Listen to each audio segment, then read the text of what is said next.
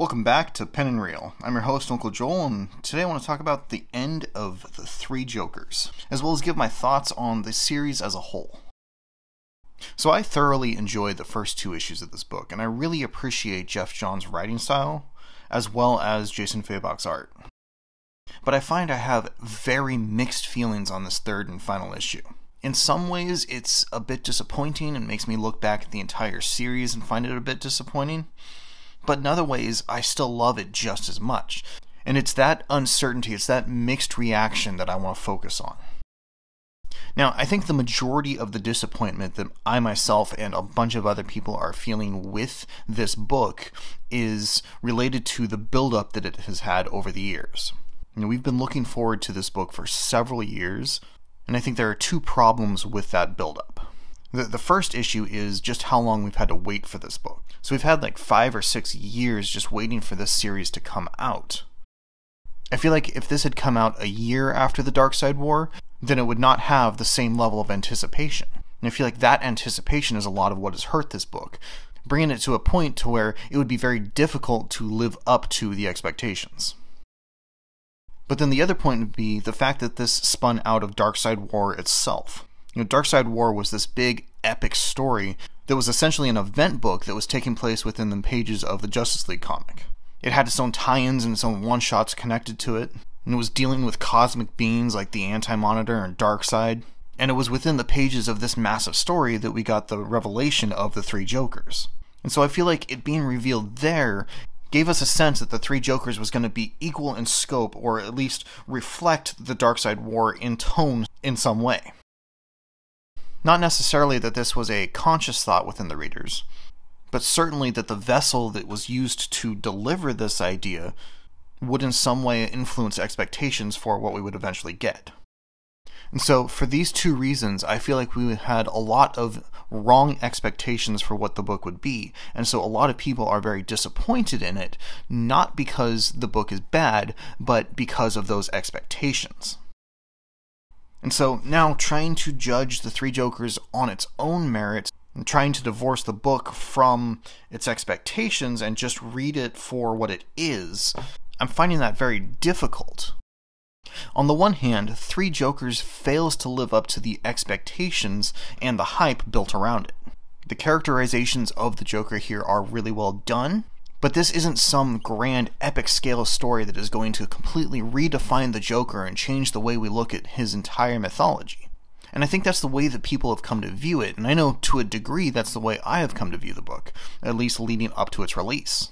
I thought we were going to get a book that was going to completely redefine the Joker and make us look at him in a completely different light.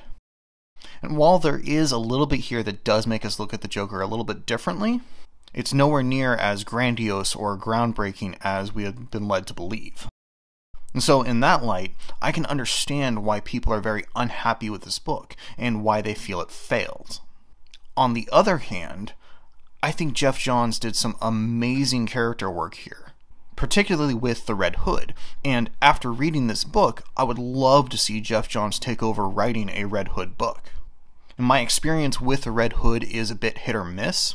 I haven't read the character consistently, but of what I have read, this is my favorite characterization of Jason Todd, and I feel like it's the best character development that he has had probably since he's been reintroduced into the DCU. I feel like this series was a very well executed analysis of Batman, Jason Todd, Barbara Gordon, and all of their relationships with the Joker. And then even just with the Joker himself, the way the Joker was characterized here I feel was done incredibly well. Especially when you consider the way Joe Chill was brought in order to mess with Batman.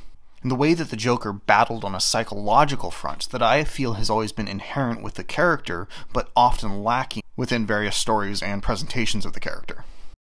So as a book that has been built up and hyped for several years and spun out of an epic event like Darkseid War, I do feel like this book fails.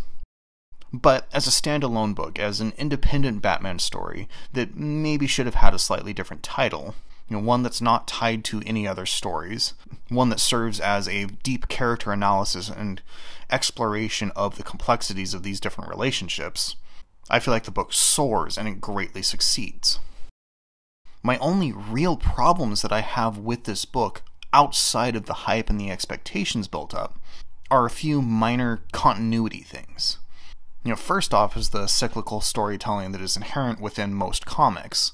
The fact that prior to this book we only had one Joker, and then this book introduced the concept of 3 Jokers and then multiple Jokers, and yet at the end of the book we revert back to just having one Joker. So really, in that regard, we haven't really had any progress or forward movement within the mythology, and though it introduces a lot of interesting concepts and does deepen the character a bit, it ultimately returns us back to the status quo. And we see interesting developments between Jason Todd and Barbara Gordon, but then ultimately I don't think that's going to be touched on again in any other books, and again, we're essentially brought back to the status quo. So while the book succeeds in introducing a lot of interesting ideas and really delves deep into the characters in a significant way, outside of this book, it's not going to have any significant influence going forward. And that to me is a real shame. And then the other problem I have with the book is a very minor continuity quibble. In the Darkseid War, Batman sat on the Mobius chair, and the first thing he did was ask the Mobius chair who the Joker was. What was his real name? What was his real identity? But then here, at the end of the 3 Jokers, Batman reveals that he has always known the Joker's identity. And since it was his asking that question of the Mobius chair that revealed to him the fact that there were 3 Jokers, and yet he always knew the answer to that question, it feels a bit contradictory to me. Like he would not have asked that question of the Mobius chair if he had already always known the answer. But ultimately, that's a minor thing, and it does not affect my enjoyment of the book as a whole. It's just one thing that I noticed that really irked me. But overall, I would say that I really enjoyed this book. If it was not connected to the Darkseid War at all, and if it had not been built up over years of anticipation, I don't think there would be as much backlash to the story as there is. And so, in that regard, separating the book from all of the anticipation and from the origins of the concept, I love the book. I think it's great. It's one of my favorite Batman stories that I've read in a long time. It's just going to be difficult for most people to separate in their minds this story from the original expectations. So with that in mind, let's talk about the book. Did you have significant expectations going into it, and did you feel that that affected your enjoyment of it? Are you like a lot of people where you initially really enjoyed the first issue, but you quickly lost interest in the second issue? Were you disappointed by the series overall? How did you feel about the character development and the character analysis done here? Keeping in mind that this is a very divisive book, let me know your thoughts down in the comments. I'm really curious to hear what you think. If you could help me out with my battle against the YouTube algorithm by hitting a like, I'd really appreciate it. Make sure you hit subscribe so you don't miss my Dark Knight's death metal coverage as well as other comic book related issues. And until next time, this is Uncle Joel saying, stay tangible.